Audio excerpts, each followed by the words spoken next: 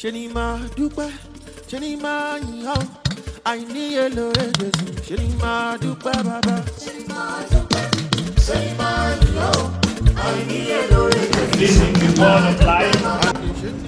Christian Association of Nigeria Southwest, Night of Faith. This award of honor is graciously conferred on Sir Aare Adetola Emmanuelking, Chairman and CEO of Adron Group, in recognition of your phenomenal industrial acumen in Nigeria with your commitment, with your committed support to the activities of Christian Association of Nigeria in Southwest.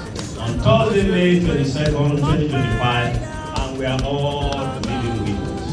Happy birthday to you.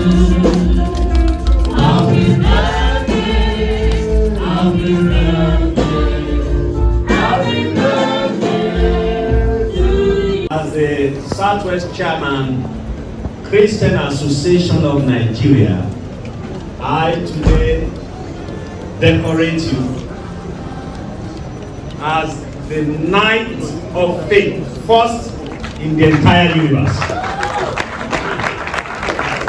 And it's to mark his 50th birthday to the glory of God.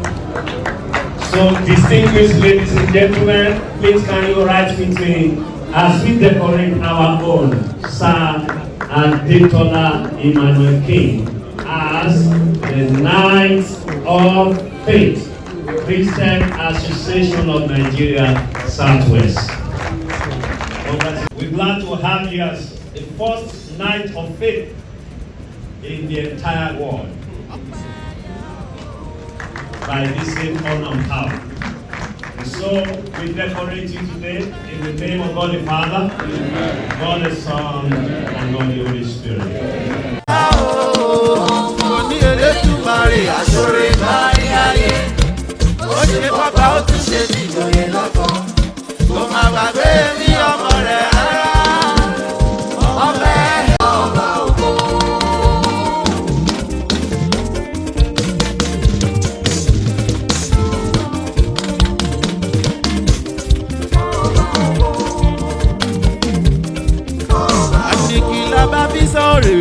I want to first give God all the glory.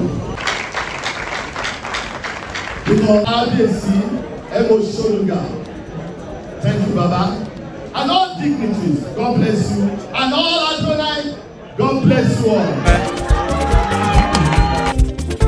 Yeah, morire, morire, morire, gbadẹ.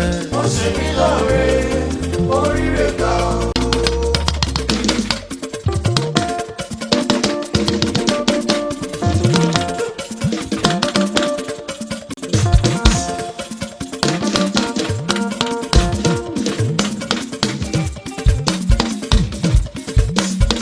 Morire, morire, morire, gbàyè. Ó ṣe mí lóore, morire gbà. Morire, morire, morire, morire, gbàyè. Ó ṣe mí lóore, morire gbà. Momore, Momore, momore, ani momore, momore, momore, momore, ani momore, momore,